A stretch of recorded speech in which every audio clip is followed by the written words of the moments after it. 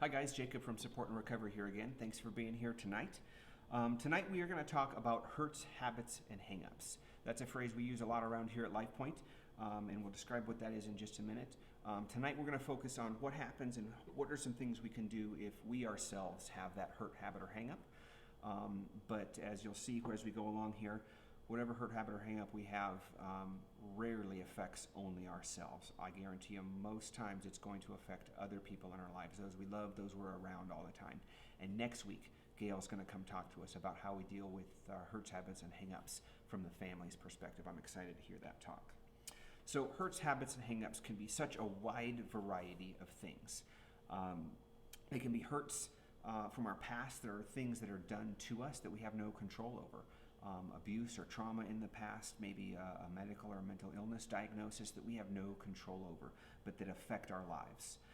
They can be habits that again, are a big, wide range of things. Everything from a full-blown addiction to maybe some character traits or habits that we have that annoy ourselves, that interfere with the relationships around us. They can be hang-ups like out-of-control emotions or trouble thinking about proper things. Such a, again, huge variety of topics here. We're going to try and talk to all of them. In the church, we have this word sin that we use, and certainly some of our hurts, habits, and hang-ups can be sinful. They can be things that interfere and cause our relationship with God to be broken. But definitely not all of our hurts, habits, and hang-ups are sinful. And if they are, we need to deal with it as such, but these tools will apply whether it is or not. Whatever it is that's causing us distress in life, whatever it is that is disrupting relationships with those around us, whatever it is that interferes with our relationship with God and causes us distress, that's what we're talking about when we say hurts, habits, and hang-ups. So as we go through here tonight talking about some tools, think about what that is in your life. For me, at least one of my biggest ones, my primary ones, was addiction. I spent years, close to 10 years in my addiction, and many, many years before that, setting myself up for that scenario. And it took all of those years to realize that there was a problem. I think probably all along I knew that I was doing something I probably shouldn't be doing, but it really took all the way to the point of nearly destroying my family and my career before I really paid attention that there is something pretty big going on here. And my sponsor always said that awareness is half the battle. The fact that we acknowledge and we recognize that there might be something going on, even if we have no idea how to go about fixing it or addressing it, that awareness will get us to the 50-yard line. So if you're here tonight, I'm betting you have some sort of awareness, some sort of acknowledgement that there might be something going on. So kudos to you. Strong work being brave and being here, because again, you've got half the battle under your belt just by being aware. Just as there are many, many different hurts, habits, and hang-ups out there to deal with in life, so there are also many, many different tools. We learn a variety of tools in 12-step recovery. We learn so many different tools with counselors.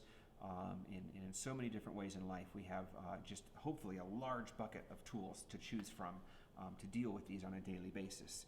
I'm going to talk to you about three that are important to my life. These are three kind of overarching ones, kind of more large theme ideas that I tend to use on a regular basis, that I keep coming back to over and over and over in my journey. They're super important to me, and I think they're pretty common, and I'd like to talk to you guys about them tonight.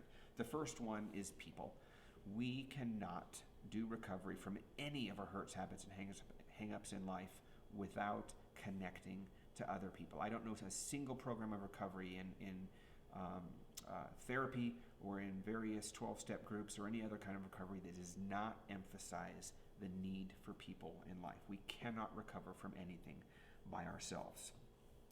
We are created for relationship, we are created for community, and we need to plug into that to make our recoveries work.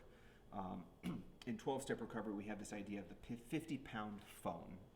And we say it's a 50-pound phone because we teach people right at the beginning, you need to pick up the phone, you need to call somebody when you're in crisis, when you're facing that outburst, when you're facing that drink, when you are getting ready to walk into something you know you're not going to do well at.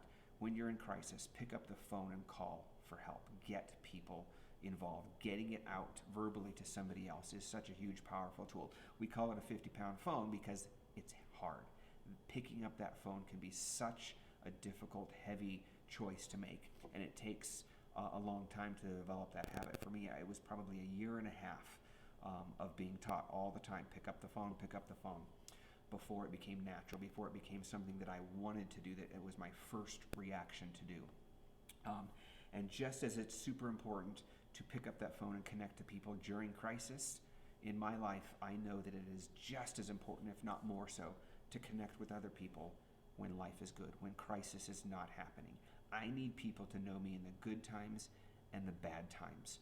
When they only know me in the bad times, that's only a portion of Jacob. When they know me all the time, now they're knowing all of Jacob. And they use that. The people in my life that I let do that, they use it all the time. Regularly, I have people say, hey, Jacob, you're not yourself. Are you okay? And almost every time they do, there truly is something going on with me that I didn't want to let anybody see, that maybe I didn't even see myself.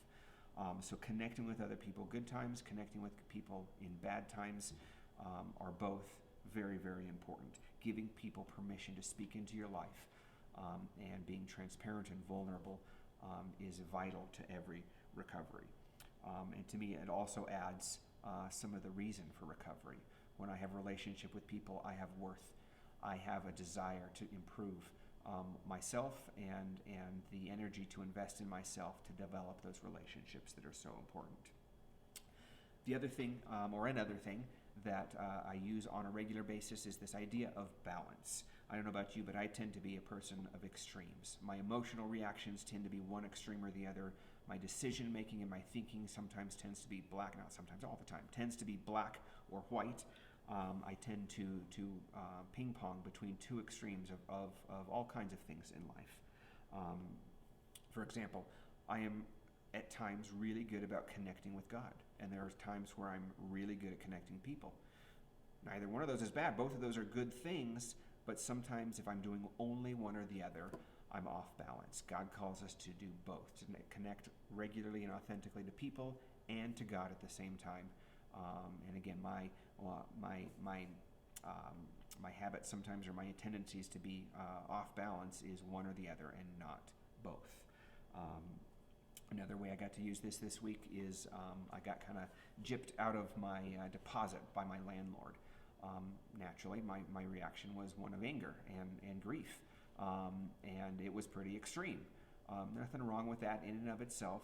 I spent a good portion of a day kind of festering in that, wallowing in that, getting myself more and more and more worked up, to the point that it disturbed me enough. I said, okay, Jacob, you got to knock this off. You're making yourself more miserable here.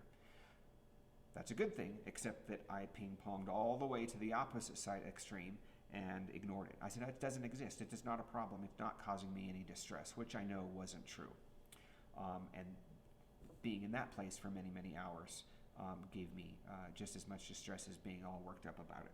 So the balance in my life was someplace in between the two extremes, acknowledging that I was upset about it, but processing it, dealing with it so it didn't sit and fester, and not ignoring it. So balance is important in my recovery. And then the last one is this idea of putting off and putting on. I don't know about you, but when I was in my addiction, I spent a tremendous amount of time thinking about it. Thinking about how I was going to get my drug, thinking about how I was going to take it, how I was not going to get caught. After I did it, how guilty I felt. A tremendous amount of time. I bet that's probably true for a lot of us, no matter what it is that we are dealing with. That we spend just inordinate amount of time occupying headspace with our hurts, habits, and hangups. And when we start to address those hurts, habits, and hangups, suddenly we have all kinds of time in our life, right? I know I did. I had all kinds of times, like to the tune of hours a day. Once I started working on that, and once I started thinking about it less, letting it take up less and less time in my life, I had this void. I had this giant hole of time. And because I wasn't intentional, because I wasn't practicing at the time, putting off and putting on, all kinds of other things ran into my life. It is so easy for us to fill those voids when we start having some success in our hurts, habits, and hangups with more hurts, habits, and hangups.